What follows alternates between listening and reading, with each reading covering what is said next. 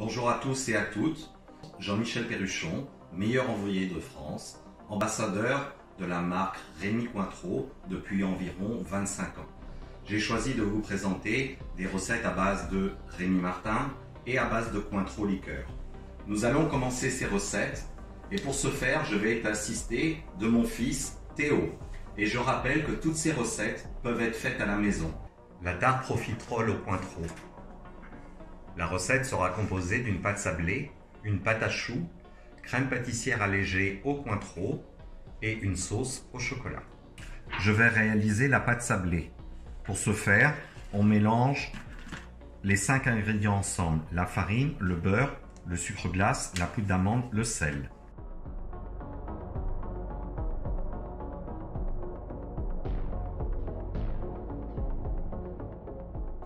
Nous sommes arrivés au sable, un mélange bien sableux. Nous ajoutons les œufs avec la vanille liquide et ensuite nous amalgamons la pâte.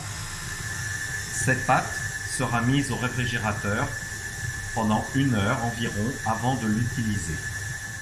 Nous avons ressorti la pâte du réfrigérateur.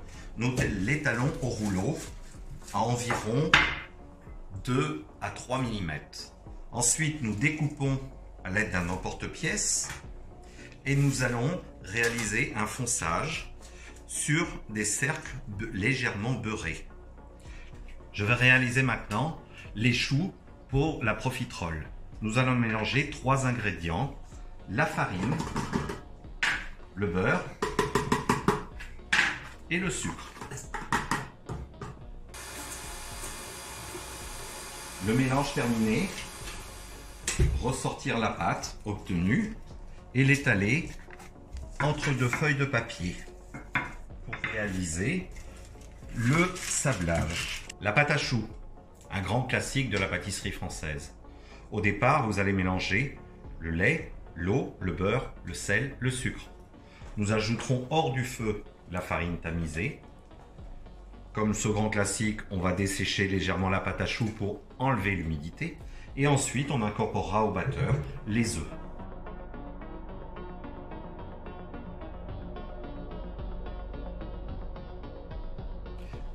À l'aide d'une poche munie d'une douille numéro 7, je vais dresser les petits choux qui seront ensuite recouverts d'un craquelin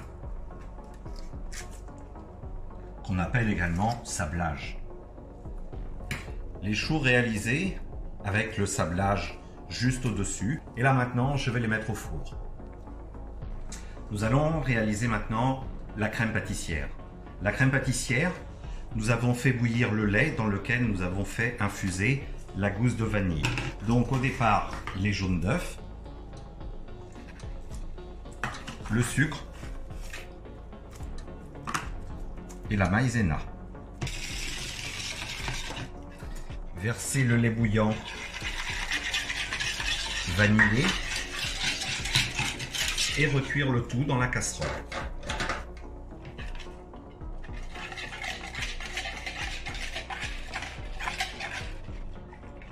La crème pâtissière bien cuite, et ça c'est très important de la cuire, j'ajoute directement le beurre.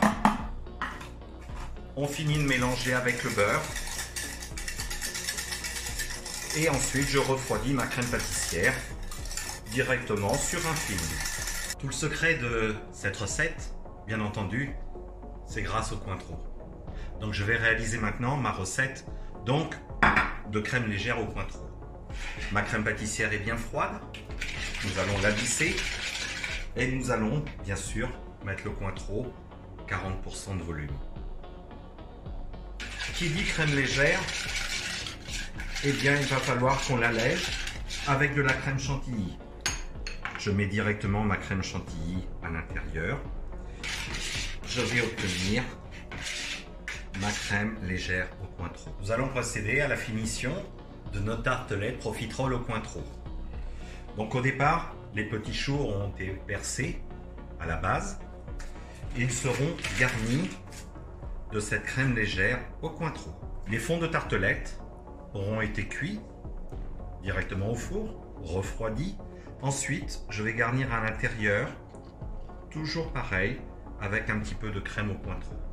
Vous mettrez un petit peu de sauce chocolat, déjà. Disposez les 3 petits choux garnis, décorés de quelques traits de chocolat.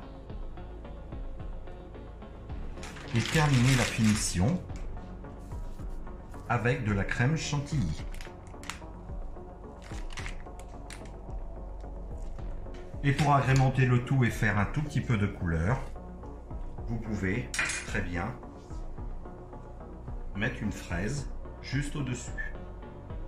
Voici la tarte profiterole au Cointreau.